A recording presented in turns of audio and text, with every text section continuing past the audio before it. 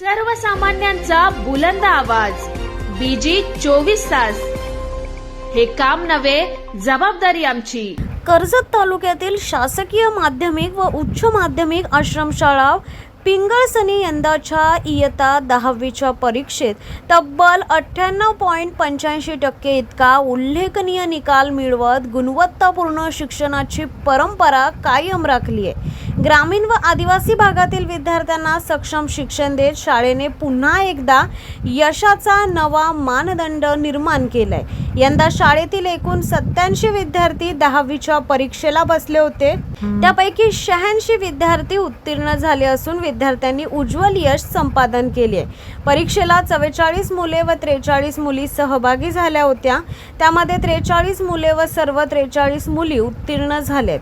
विशेष म्हणजे सुमारे 75% विद्यार्थ्यांनी प्रथम श्रेणी मिळवत शाळेच्या शैक्षणिक गुणवत्तेची साक्ष दिली आहे. या निकालामध्ये विद्यार्थी ओमकार निरगुडा याने 92% गुण मिळवत शाळेत प्रथम क्रमांक पटकावलाय.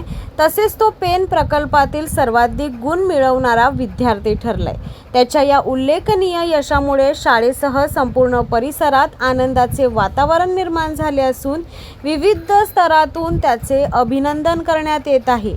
शाळेच्या या यशामागे मुख्याध्यापकांचे मार्गदर्शन, शिक्षक वृंदांची मेहनत, विद्यार्थ्यांची जिद्द तसेच पालकांचे सहकार्य महत्त्वाचे ठरले. विद्यार्थ्यांना अभ्यासाबरोबरच योग्य शैक्षणिक वातावरण उपलब्ध करून देण्यासाठी शिक्षकांनी घेतलेले विशेष परिश्रम या निकालातून आता दिसून आलेत. विशेष बाब म्हणजे यंदा उत्तीर्ण झालेल्या बहुतांश विद्यार्थ्यांनी पुढील शिक्षणासाठी याच शाळेतील विज्ञान शाखा व कला शाखेमध्ये प्रवेश निश्चित केलाय.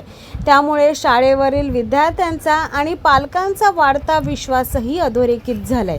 या उल्लेखनीय यशाबद्दल प्रकल्प अधिकारी तेजस्विनी गलांडे मॅडम, प्रकल्प कार्यालयातील अधिकारी, शिक्षक, पालक तसेच ग्रामस्थांकडून शाळेचे कौतुक व अभिनंदन करण्यात येत आहे. आदिवासी विद्यार्थ्यांना शिक्षणाच्या मुख्य प्रवाहात आणत उत्कृष्ट निकाल देणारी शाळा म्हणून पिंगळस आश्रमशाळेची ओळख अधिकच भक्कम झाली आहे. तुमच्या गावातील समस्या, प्रश्न आमच्यापर्यंत पोहोचवा. आम्ही तुमचा आवाज बनवून प्रशासनापर्यंत पोहोचून तुम्हाला न्याय मिळवून देऊ.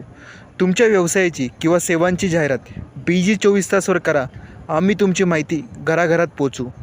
आपल्या यशाची प्रसिद्धी आम्ही देऊ.